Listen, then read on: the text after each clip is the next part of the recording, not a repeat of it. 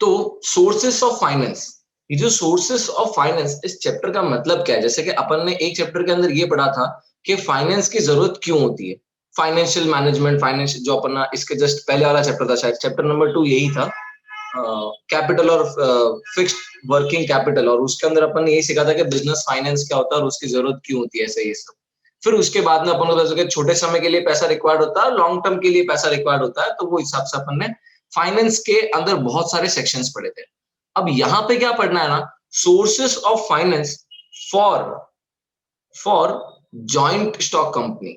अब यानी कि अगर अपन कोई जगह पे काम कर रहे हैं या फिर अपनी कोई कंपनी है, मान लो कि मेरी प्राइवेट कंपनी है, अब प्राइवेट कंपनी वाले के पास में 100 नहीं 1000 तरीके हैं। वो अपने मामा से लेके आ सकता है पैसे, वो बैंक में जाके लोन ले सकता है, वो शॉर्ट टर्म के लिए किसी से अपने फ्रेंड से उधार ला सकता है, वो कुछ भी कर सकता है। तो प्राइवेट का ना कोई स्पेशल क्राइटेरिया नहीं है, प्राइवेट का, पार्टनरशिप का, वो अपने पापा से मांग के कहीं से इन्वेस्ट कर दे, वो अपना शेयर बेच के कहीं से इन्वेस्ट कर दे, कुछ भी तरीका हो सकता है। लेकिन जॉइंट स्टॉक कंपनी के ना कुछ स्पेसिफाइड कर, क्योंकि ये कंपनी है और ये पूरा ना एकदम रूल्स एंड रेगुलेशंस के साथ में चलती है। ऐसा नहीं कि भाई ये एकदम से बस मजा आ रहा है चलो काम करते हैं, इट इज नॉट दैट, है ना। तो भाई ये वाला इजी है, इसको फटाफट, अब इनको पैसे मांगने के लिए भी बहुत सारे प्रोसीजर फॉलो करने पड़ते हैं। आप आगे पढ़ोगे कि भाई इक्विटी शेयर लाने के लिए भी उनको थोड़ा बहुत खर्चा करना पड़ता है, फ्लोटेशन कॉस्ट, और इतना सारा होता है ना फ्लोटेशन कॉस्ट, उनको लगता है छोड़ना है, कौन तो इक्विटी शेयर ले, ऐसे।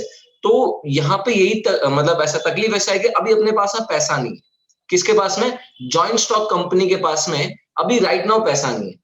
तो ये पैसा कहां कहां से आ सकता है? This is the actual meaning of this chapter, that is sources of finance. जैसे कि अपन बोलते हैं ना, सोर्स ऑफ लाइट, अपने अर्थ पे सोर्स ऑफ लाइट क्या है? एनीवन? सन। सन, क्या बात है। तो sun is the source of light. वैसे ही सोर्स ऑफ फाइनेंस के पैसा कहां कहां से आ सकता है? तो देखो, मैं कह सकता हूं कि सोर्स ऑफ फाइनेंस जो है ना, वो दो तरीके के चलते हैं। अपने अपने बुक में शायद इधर वो चीज नहीं किया हुआ है, लेकिन मैं आपको थोड़ा सा बता देता हूँ। हाँ, किया हुआ है, किया हुआ है, किया हुआ है। तो सोर्स ऑफ फाइनेंस जो है वो दो तरीके से चलते हैं। एक होता है कि बहुत लंबे टाइम के लिए पैसा अपन कहीं से लेके अपने पास में रख दे, तो that is called as long term source. ठीक है, इसको हम क्या बोलते हैं? Long term source of finance. Long term source of finance. आपको टर्मिनोलॉजी सारी पता है ना। तो जो आपको नहीं पता है वो चैप्टर का ओवरव्यू है कि भाई चैप्टर के अंदर क्या क्या चीजें हैं, सो दैट कि अपन इस चैप्टर को स्टडी करें तो अपन को पता चलना चाहिए कि भाई हाँ भाई, मैं ये चैप्टर की ये जड़ को पढ़ रहा हूँ, तो क्या अच्छे से कंप्लीट हो पाएगा। और दूसरा है छोटे समय के लिए पैसा मांगना, that is short term source of finance. ठीक है, अब एक हो गया लॉन्ग टर्म, और तो कोई होगा नहीं। ऐसा मत बोलना कि भैया medium term source of finance के नहीं हुआ। मीडियम टर्म क्यों गया? या तो एक साल के अंदर, या तो एक साल से ज्यादा, तो लॉन्ग टर्म, या तो शॉर्ट टर्म। अब लॉन्ग टर्म के अंदर है ना, पैसा ज्यादा टाइम के लिए मिलता है।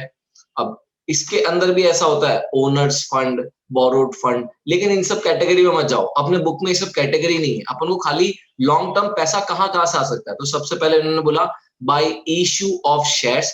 और शेयर्स में भी आपने दो तरह के शेयर्स पढ़े, इक्विटी शेयर और प्रेफरेंस शेयर, है ना। कि भाई अगर अपन शेयर्स को इश्यू करते हैं तो हमारे पास में लंबे समय के लिए, मतलब 5 साल, 10 साल, 15 साल, हमेशा के लिए, बहुत लॉन्ग टर्म के लिए हमारे पास में पैसा आ सकता है। तो बाय इश्यू ऑफ शेयर, ठीक है, बाय इश्यू ऑफ शेयर्स। अब क्योंकि इश्यू ऑफ शेयर कर रहे हैं तो उसके अंदर, शेयर के अंदर दो कैटेगरी है, आपको पता ही है, वो इक्विटी शेयर, प्रेफरेंस शेयर। आगे आप पढ़ोगे कि शेयर के अंदर और भी बहुत सारे, इसके अंदर ही शेयर के अंदर बहुत सारे अलग अलग कैटेगरी है, जैसे कि शेयर्स के अंदर ही बोनस शेयर्स, फिर उसके बाद में राइट शेयर्स, है ना। तो ये, ईएसओपी, हाँ, ईएसओपी, एम्प्लॉयमेंट स्टॉक ऑप्शन वाला भी। इन सब के खाली मीनिंग्स ही है ये जो हाँ, इन है सब ना। के मीनिंग्स ही है, और अपन को मीनिंग से जानना है। देखो, अगर अपन को एम्प्लॉय से लॉन्ग टर्म के लिए पैसा लेना तो अपन क्या करेंगे? उनको ईएसओपी दे देंगे। अगर अपन को किसी को मतलब बोलते हैं ना, जो एग्जिस्टिंग शेयर होल्डर है उनको ही पैसा दे, उनसे ही पैसा लेने की क्या तरकीब है, तो उनको बोनस शेयर दे दो, या फिर उनको राइट शेयर दे दो। ऐसे तो बहुत सारे अलग अलग तरीके हैं पैसे को लाने के। अब मान लो कि वो कंपनी को 50,000 का प्रॉफिट हुआ, तो कंपनी सोचा यार ये 50,000 प्रॉफिट को मैं अपने पास में कैसे रखूं।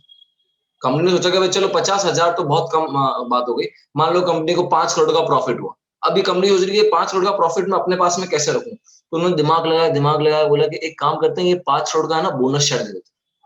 ये 5 करोड़ रुपए तो अपने पास में ही रहेंगे, लेकिन ये 5 करोड़ की प्रॉपर्टी जो है वो अपन शेयर होल्डर्स को दे देंगे, तो this is a bonus share. 2 crore रुपए की एडवांस जरूरत पड़ गई, तो क्या करें भाई, जिन्होंने अपने शेयर खरीदे शायद उनको हमारे ऊपर ट्रस्ट है, उनको थोड़े शेयर और दे देते हैं, तो वो हो जाता है राइट शेयर। ठीक है, उनको पहले पूछा जाता है, फिर उसके बाद में नॉर्मल लोगों को पूछा जाता है। अच्छा, वैसे इक्विटी और प्रेफरेंस के बारे में तो आपको बहुत कुछ पता है ना? तो ये क्या हो गया, ये एक long term source of finance होगा कि भाई अपन कहीं दूर से पैसा मंगवा सकते हैं। ठीक है, और दूसरा जो एक और तरीका है that is debenture, bye issue of debentures. अच्छा, डिबेंचर्स के अंदर होता क्या है, डिबेंचर्स के अंदर हम अपनी प्रॉपर्टी, हम अपने एसेट्स, कोई भी चीज एसेट, उसको हम एज अ फॉर्म ऑफ क्या बोलते हैं उसको, मॉर्गेज, गिरवी, सिक्योरिटी हम मॉर्गेज करते हैं, और फिर उसके अगेंस्ट में हम क्या ले लेते हैं, पैसा ले लेते हैं।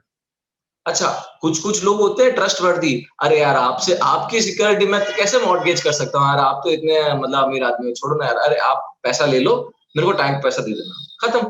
तो वैसे भी लोग होते हैं। तो डिबेंचर्स के भी आपको बहुत सारे टाइप्स पढ़ने पड़ेंगे, कि डिबेंचर जो बाद में प्रेफरेंस शेयर में कन्वर्ट हो जाए, या फिर डिबेंचर जो बाद में मतलब जिसके अंदर मॉर्गेज करने की जरूरत ना पड़े, टाइप्स ऑफ डिबेंचर। वैसे ही आपको इसके advantage disadvantage to the company, to the shareholders या फिर डिबेंचर होल्डर, क्या क्या उनके प्रॉफिट है, उनके एडवांटेज डिसएडवांटेज, ये सब चीजें पढ़नी होगी। डिबेंचर्स हो गया, ठीक है। डिबेंचर्स के बाद में हमारे पास में जो लॉन्ग टर्म है दैट इज कॉमर्शियल बैंक। अब कॉमर्शियल बैंक वाला तो आपको पता ही है। अच्छा, कॉमर्शियल बैंक से भी दाल नहीं गले, बैंक बोले, अब बैंक के अंदर क्या होता है ना कि आपके पास में 1 करोड़ के एसेट्स, तो जब आप ये बैंक को देते हो ना, तो वो आपको ज्यादा 70 लाख देगी, चलो 75 लाख देगी, वो आपको कभी भी फुल अमाउंट नहीं देती है। ये बैंक का रूल है ना, कि भाई आपकी जो भी प्रॉपर्टी है उस एसेट्स का हम 25%, 30% मिनिमम हम डिडक्ट करके ही आपको देंगे। ठीक है, क्योंकि फ्यूचर में कुछ भी हो सकता है ना उस एसेट्स को, इसलिए। और वहीं पे डिबेंचर क्या होता है, जितनी भी प्रॉपर्टी है उतने का पैसा मिलता है, और कई बार ज्यादा भी मिल जाता है। इसीलिए हम डिबेंचर भी एक तरह का लोन टाइप ही है, और कॉमर्शियल बैंक भी लोन। लेकिन डिबेंचर जो है ना, वो कोई बैंक नहीं लेता है। ठीक है, कॉमर्शियल बैंक में तो अपनी सिक्योरिटी बैंक लेगा, बैंक लोन जिसको हम बोलते हैं, है ना? तो इसके अंदर तो सिक्योरिटी अपनी बैंक लेगा, लेकिन डिबेंचर के अंदर सिक्योरिटी अपनी बैंक नहीं लेता। कोई भी नॉर्मल पर्सन, आज मान लो मेरे पास में 50 करोड़ रुपए हैं, रिलायंस कंपनी वाला बोलता है मेरे को 5 करोड़ रुपए की जरूरत है, कोई बात नहीं, ले जा, मेरे को सिक्योरिटी दे दे, है ना? तो इस तरीके से हम डील कर सकते हैं। अच्छा, कभी कभार है ना अपन को बैंक लोन भी समझ में नहीं आता कि यार बैंक वाला बहुत ज्यादा पेपर काम करवा रहा है, हमको लोन भी चाहिए, तो हमें ना फाइनेंशियल इंस्टीट्यूशन के पास में जाता है, फाइनेंशियल इंस्टीट्यूशंस के पास में जाते हैं। जैसे कि आपने सुना होगा आईडीबीआई, एग्रीकल्चर के लिए एक बैंक का नाम था, क्या नाम था, एग्रीकल्चर की एक बैंक थी, agriculture development bank of India, ऐसा कुछ है, एडीबीएस कुछ नाम है, अगर आपको याद हो तो। टाइप्स ऑफ बैंक्स अगर एन आप, शायद नाम है, क्या नाम है बेटा? एन से नाम है, शायद एन से नाम है। हाँ, एनबीएडी ऐसा कुछ करके है, नेशनल एग्रीकल्चर बोर्ड ऐसा कुछ, एनएबीएडी शायद ऐसा कुछ नाम है, मेरे को एग्जैक्टली तो याद नहीं है। तो वो भी एक तरह की नाबार्ड, फाइनेंस, है ना, एनएबीएडी। नाबार्ड। हाँ, वेरी गुड। तो एग्रीकल्चर डेवलपमेंट बैंक ऐसा कुछ करके है ये। तो ये फाइनेंशियल इंस्टीट्यूट, वैसे ही आपने एक और नाम सुना होगा, आईडीबीआई। आईडीबीआई किसके लिए? एनीवन, आईडीबीआई किसके डेवलपमेंट के लिए? इंडस्ट्री। क्या बात है, क्या बात है। तो मतलब थोड़ा बहुत तो नॉलेज है अपने वैसे। तो ये industrial development bank of India है। ये एक ऐसी फाइनेंशियल इंस्टीट्यूशन है जो पर्टिकुलर सेक्टर्स को मदद करती है, उनसे भी अपन लॉन्ग टर्म लोन ले सकते हैं। तो ये सारी बातें हो गई, लॉन्ग टर्म पैसा कहां से आएगा। अब ऑन दी अदर हैंड हम ये सोचते हैं कि यार 2-3 महीने की जरूरत है, या फिर चलो मान लो कि सिर्फ 6 महीने की जरूरत है ना? अब 6 महीने की जरूरत के लिए मैं इतना लंबा प्रोसेस क्यों करूं? इन सब के अंदर है ना, हमको बहुत सारा मतलब ऐसे टाइम डालना पड़ता है, बहुत सारे एक्सपेंसेस करने पड़ते हैं, तब जाके ये पैसे मिलते हैं। ठीक है, तो जब अपन को शॉर्ट टर्म की जरूरत पड़े, मतलब कि अगर मुझे शॉर्ट टर्म पैसों की जरूरत पड़े, तो मैं क्या क्या मतलब सोर्स मिल सकता है मेरे को, कहाँ कहाँ से शॉर्ट टर्म पैसे मिल सकते हैं। तो देखो सबसे पहले शॉर्ट टर्म फाइनेंस जो है उसका सबसे पहला कैटेगरी है पब्लिक डिपॉजिट। समझना, ज्यादा अगर बच्चों को शॉर्ट टर्म सी नहीं समझ में आता है, लॉन्ग टर्म तो क्या इतना सारा लिखा हुआ है तो तुम लोग को एक ही बार में क्लियर हो जाता है। शॉर्ट टर्म के बारे में सबसे पहले पब्लिक डिपॉजिट। पब्लिक डिपॉजिट के अंदर क्या होता है ना, मैं लोगों को बोलता हूं मुझे 3 महीने के लिए, 2 महीने के लिए, 8 महीने के लिए, साल भर के नीचे ही होता है, मुझे कुछ महीनों के लिए पैसा चाहिए। और मैं ना पूरे पब्लिक को, मतलब इस पब्लिक में जो भी है उन सबको इनवाइट करता हूं, इनवाइटिंग पब्लिक, ठीक है, टू डिपॉजिट इस public deposit in our bank. और ऑब्वियस सी बात है, जितना रुपए देगा उसके थोड़े से ज्यादा रुपए देंगे अपन, है ना। मान लो कि मतलब मैं एक पब्लिक डिपॉजिट का एक एग्जांपल बताता हूं। मान लो कि नहीं नहीं, वो बॉन्ड है, वो बॉन्ड है इश्यू वाला और रेडीमेड पार और डिस्काउंट वाला। डिपॉजिट ऐसा होता है कि मान लो एक पब्लिक ने, किसी एक बंदे ने 10,000 रुपए इन्वेस्ट कर दिए, तो अब 10,000 रुपए में 8% उसको 8% पर एनम के हिसाब से 6 मंथ का उसे, या फिर 7 महीने के लिए, आज जितने महीने के लिए मुझे जरूरत थी तो उसने मेरे को दे दिया, तो उतना उसको मैं इंटरेस्ट अलग से देके, तो अमाउंट मतलब प्रिंसिपल प्लस इंटरेस्ट जो भी वैल्यू आएगी उतना अमाउंट में उसको वापस रिटर्न कर दूंगा आफ्टर 6 मंथ। तो ऐसे मैंने 10,000 रुपए ले लिए। अब वैसे ही मान लो कि अगर मेरे को 50 जन 10,000 रुपए देते हैं तो मेरा तो काम बन गया ना, मेरे को तो शॉर्ट टर्म के लिए 5 लाख रुपए मिल गए। ज्यादातर ये जो शॉर्ट टर्म फाइनेंस होता है ना, ये शॉर्ट टर्म फाइनेंस अपने मतलब पैसों का फ्लो लाने के लिए होता है। अब कभी कभार है ना, मेरे को 5 लाख मतलब 1 लाख रुपए का खर्चा करना पड़ता है इश्यू ऑफ इक्विटी के लिए। तो जो अब इश्यू ऑफ इक्विटी करना है, इक्विटी शेयर्स मेरे को इश्यू करना है, और इसके लिए मुझे 1 लाख का खर्चा करना पड़ेगा, तो मैं क्या करूं? तो मैं देखता हूँ पब्लिक डिपॉजिट मांग लेता हूँ। पब्लिक में से कोई भी आके पैसा देके जा सकता है, कोई वोटिंग राइट्स नहीं है इसके अंदर, कुछ भी नहीं है, और ना ही कोई मतलब ऐसा अपने को क्या वापस पैसा मिलेगा, कोई रिस्क नहीं है, पैसा वापस मिलेगा। It is a type of a bond ऐसा, ठीक है। जैसे गवर्नमेंट बॉन्ड इश्यू करती है, वैसे ही जो कंपनीज होती है वो पब्लिक डिपॉजिट इश्यू करती है ऐसा, ठीक है। और इसके अंदर मतलब ऐसा भी नहीं कि आपको कोई सिक्योरिटी गिरवी रखनी पड़ेगी, नहीं, पब्लिक आएगी भरोसे पे देके जाएगी। It is totally dependent on faith. ज्यादातर जितने भी शॉर्ट टर्म होते हैं ना, वो भरोसे के ऊपर ही डिपेंडेंट होते हैं ऐसा, ठीक है। पब्लिक डिपॉजिट क्लियर है? पब्लिक डिपॉजिट क्लियर है, तो मैं नेक्स्ट वाला बताऊं तुमको। ओके, क्या बात है, क्या बात है, वेरी गुड। तो अब नेक्स्ट पॉइंट जो है दैट इज कॉमर्शियल बैंक। ये भी क्या समझाओ, शॉर्ट टर्म के लिए कॉमर्शियल बैंक से आप लोन ले सकते हो, शॉर्ट टर्म लोन बोलते हो उसको, ठीक है। The third one is trade credit. Trade credit का मतलब कोई बताना चाहे तो, एनीवन? बहुत मस्त टॉपिक है ये, ट्रेड क्रेडिट। चलो ठीक है, मैं मीनिंग बता देता हूँ। मतलब कि जब अपन किसी के साथ में ट्रेडिंग करते हैं, जैसे कि buying and selling of goods कर रहे हैं, तो जब अपन किसी से गुड्स खरीदते हैं, हमें उसे पैसा देना है। हम बोलते हैं यार 2 महीने रुक जा, 3 महीने रुक जा, पैसों की बहुत शॉर्टेज है, 5 महीने रुक जा। तो अगर मान लो मैंने उससे रॉ मटेरियल खरीदे हैं, अगर मान लो मैंने उससे रॉ मटेरियल खरीदे हैं ऑफ 5 लाख, और मैंने उसको कितने महीने तक रोक के रखा? 5 मंथ तक रोक के रखा, तो भाई 5 महीनों तक 5 लाख रुपए की जरूरत नहीं पड़ी ना। It is a type of source, मतलब इनडायरेक्ट ही मानो, लेकिन है तो एक तरह का सोर्स ना यार। इनडायरेक्ट ही मान लो, लेकिन है तो एक तरीके का सोर्स। तो this is called as trade credit. यानी कि जब अपन ट्रेडिंग करते हैं और उस ट्रेडिंग पीरियड में जब अपन को 3 मंथ्स का पेमेंट के अंदर डीले मिलता है, that is our trade credit, that is our trade credit. Okay, चलो अब ये क्लियर है, ट्रेड क्रेडिट क्लियर है भाई। 3 4 5 महीने के लिए मेरे को पैसा तो एक बार के लिए जुगाड़ना तो नहीं पड़ा ना, वो एक, नहीं तो मेरे को क्या करना पड़ता, कहीं से पैसा लाना पड़ता, फिर इसको देना पड़ता, फिर वापस जब मैं पैसा कमाता तो इसको देना पड़ता। तो it would be a long process. इसीलिए क्या, ट्रेड क्रेडिट मिल जाता अपन को। ज्यादातर ये मतलब मार्केट के अंदर 3 महीने का साइकिल चलता है ना। आपको आइडिया आ गया होगा ऐसा। ओके, क्या बात है, वेरी गुड, वेरी गुड, ठीक है। तो अब मैं नेक्स्ट पॉइंट की बात कर रहा हूं ट्रेड क्रेडिट के बाद में पॉइंट आता है अपना कस्टमर एडवांसेस। ये पॉइंट मेरे को शायद याद नहीं है, कस्टमर एडवांसेस शायद ट्रेड क्रेडिट का ही एक पार्ट है। जैसे ट्रेड क्रेडिट में अपन बाइंग के अंदर लेते हैं, तो यहाँ पे कस्टमर में अपन बोलते हैं ना कि भाई आप गुड्स का आपने प्रोडक्शन दिया है, आपने मतलब जो भी जैसे अपन कार लेने जाते हैं तो अपन वो टोकन बोलते हैं। दे देते हैं पैसे। हाँ very good, a type of token, a type of token है ना, कि भाई आप मीन्स हाँ, कि भाई इतना पैसा अगर आपको मान लो कि जब 10 तक अपने पास नहीं आती ना तब तक वो लोग एडवांस में पेमेंट दे देते हैं। राइट हाँ राइट मैंने पढ़ाया था डिलीवरी शेयर वाले चक्कर में। डिलीवरी चार्ज तक एडवांस में दे देते हैं लोग, यहाँ हाँ पे बस लिखा हुआ बस है। बस बस सही। तो ये कस्टमर एडवांसेस हो गया, ठीक है। ये भी एक शॉर्ट टर्म होता है, क्योंकि भाई एडवांस में देगा तो वो 3 महीने 4 महीने 6 महीने के लिए एडवांस में देगा, ज्यादा थोड़ी दे सकता है। चलो ठीक है, तो ये हो गया। अब मतलब मैं तुमको और एक दो पॉइंट और बाकी रह गए हैं।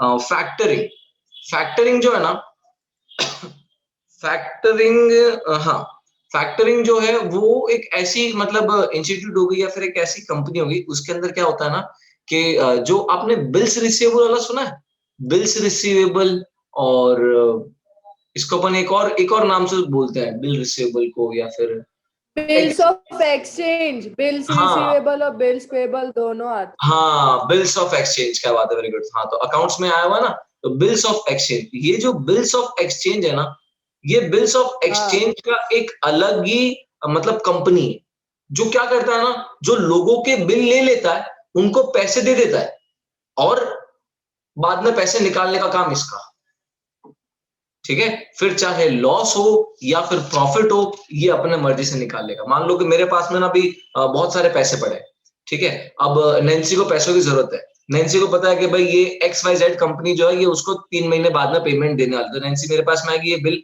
आपने देखा होगा कि भाई बिल्स ऑफ एक्सचेंज जब बिल है ना अपन बैंक से रिडीम करवा देते हैं, कि भाई डिस्काउंट करवा देते हैं बैंक से। तो जब अपन बिल को बैंक से डिस्काउंट करवाते हैं, वैसा ही प्रोसेस है, लेकिन ये बैंक नहीं है, ये एक अलग से कंपनी, ये एक अलग से इंस्टीट्यूट है जो फैक्टरिंग का काम करती है, ठीक है। जो किसी के बिल ले लेती है और उसको पैसे देके, उसको तो शॉर्ट टर्म मिल गया ना, उसको तो शॉर्ट टर्म के लिए पैसा मिल गया, 3 महीने 6 महीने 8 महीने 8-9 महीने तक का ही बिल होता है, तो 6-8 महीने तक का उसको पैसा मिल गया, और जो भी डिस्काउंट डिस्काउंट होता है डिस्काउंट हो गया। अब ये इसके ऊपर है कि भाई इसको आगे फिर ये बिल ऑन रेट लेना है, फिर इसको ये बिल डबल प्राइस पे लेना, वो इसके ऊपर है ना। तो ये फैक्टरिंग हो गया। फैक्टरिंग क्लियर हुआ, फैक्टरिंग क्लियर हुआ सबको, क्या बात है, ठीक है। फैक्टरिंग के बाद में इंटर कॉर्पोरेट डिपॉजिट, इंटर मतलब आपस में, कॉर्पोरेट मतलब बिजनेस। तो जब बिजनेस यूनिट आपस में एक दूसरे को पैसा देती है ना, तो उसे हम बोलते हैं ICD, इंटर कॉर्पोरेट डिपॉजिट्स, है ना। बहुत सिंपल लॉजिक है ये। इंटर कॉर्पोरेट डिपॉजिट कब होता है, जब मैं तुमको बताता हूँ, ज्यादा अगर कंपनी नहीं करती, क्योंकि अब देखो मैं एक कॉम्पिटिटर हूँ आपका, और आपका कोई कॉम्पिटिटर तीसरा है, तो ऑब्वियस सी बात है मैं आपको पैसे डायरेक्टली नहीं दूंगा, मैं बोलूंगा यार इसको तो लॉस होना चाहिए, ये निकलेगा ना तब मैं कमा पाऊंगा। लेकिन बिजनेस के अंदर कैसा होता है ना कि भाई मेरा अकाउंटेंट आपका अकाउंटेंट दोनों दोस्त है, मेरा अकाउंटेंट क्या करता है कि भाई पता है कि भाई इनको 3-4 महीने के लिए पैसों की जरूरत नहीं है, तो वो अपने नाम पे बिल निकाल देता है, भाई मेरे को 3-4 महीने के लिए पैसे ले रहा हूँ, वो दूसरी कंपनी को दे देता है, फिर वो दूसरी कंपनी इसको वापस देती है, तो 3-4 महीने के अंदर अकाउंटेंट अकाउंटेंट ही डीलिंग कर लेते हैं। तो this is inter corporate deposit, आप ऐसा समझ सकते हो। और प्रैक्टिकल लाइफ में ये बहुत कम दिखता है अपन को, लेकिन हाँ जहां पे हेल्दी एनवायरनमेंट होता है, अपन ये सोचते हैं कि भाई यार इसकी कंपनी बंद ना हो जाए, इसको 3 महीने को पैसों का साइकिल का जरूरत है, तो उसको 3 महीने के लिए अपन पैसे दे देते हैं, और उस जब इस तरह के ट्रांजेक्शन जो होते हैं ना, उसको हम इंटर कॉर्पोरेट डिपॉजिट बोलते हैं। और ऑब्वियस सी बात है, कोई मतलब मैं किसी को अपने पैसे 4-5 महीने के ज्यादा ऊपर नहीं देता हूँ, मतलब साल भर तक मेरे को भी अगले साल काम पड़ जाए पैसों का, तो इसीलिए ये जो इंटर कॉर्पोरेट डिपॉजिट होता है बहुत कम पीरियड के लिए होता है, 15 डेज या फिर 45 डेज, ऐसा कुछ इसका टाइम पीरियड होता है, कोई फिक्स नहीं है, पर्सनल डीलिंग के ऊपर है factoring, inter corporate deposit, sorry, है ना। समझ में आया, इंटर कॉर्पोरेट डिपॉजिट, एक कंपनी दूसरे कंपनी को लोन दे रही है, ऐसा, क्या बात है, क्या बात है, वेरी गुड। चलो फिर उसके बाद में नेक्स्ट है इंस्टॉलमेंट क्रेडिट, भाई ये तो शायद समझाने की जरूरत नहीं है, इंस्टॉलमेंट क्रेडिट। EMI टाइप, है ना, ये भी एक तरह का शॉर्ट टर्म पैसा आ जाता है ऐसे। तो this is the whole scenario of chapter, है ना। और इस चैप्टर के अंदर इतना ही है, और लॉन्ग टर्म के ऊपर ज्यादा फोकस किया हुआ है। लॉन्ग टर्म के ऊपर फोकस इसलिए किया हुआ है कि भाई तुम लोग है ना लॉन्ग टर्म पैसों के बारे में समझो कि यार लॉन्ग टर्म पैसा हम कहाँ से लेके आ रहे हैं, और क्योंकि शॉर्ट टर्म तो कहीं से भी जुगाड़ हो जाता है। जैसे देखा ना तुमने, फैक्टरिंग, कितने सारे ऑप्शंस है, factoring, public deposit, commercial bank, और इसके अंदर ज्यादा रूल्स नहीं होते कि भाई अपन को इतने पैसे इतने टाइम में के अंदर लाने हैं, इतना खर्चा करना, ऐसा कुछ रूल्स नहीं होता है, ठीक है। तो अभी मैं क्या कर रहा हूं ना, ये सब पॉइंट्स तुम लोग एक बार रीड कर लो अच्छे से। तुमको कहीं भी कोई दिक्कत है ना, ये सारे पॉइंट्स एक बार स्टडी कर लो। इसके अंदर कोई भी पॉइंट का एडवांटेज डिसएडवांटेज कुछ भी नहीं समझ में आए तो कल के सेशन में ये डिस्कस कर लेंगे। नहीं तो कोई दूसरा चैप्टर का आपको रिवीजन चाहिए तो उस चैप्टर का रिवीजन कर लेंगे, और जो सेकंड बैच होगा उसके अंदर अपन टेस्ट कर लेंगे इसी चैप्टर की, थर्ड चैप्टर की, ठीक है। हाँ, दैट्स गुड। सबका मतलब ऐसे नींद ऐसे लग रहा है कि एक्टिव तो थे ही और एक्टिव हो गया ऐसे, क्या हुआ? टेस्ट मत लो अभी, एक तो हम BST और सब पढ़ रहे हैं अभी। हाँ तो अभी पढ़ लो, कल Exam टेस्ट देनी का। ना, तो कल पढ़ना। वैसे भी एग्जाम के 1 नहीं, घंटे कल पहले ही नहीं पढ़ते हैं देना है। अपन। नहीं, संडे ले लो, संडे ले लो ना। हाँ, पे क्लास संडे पे। ले लो। अच्छा नहीं, ठीक है, तो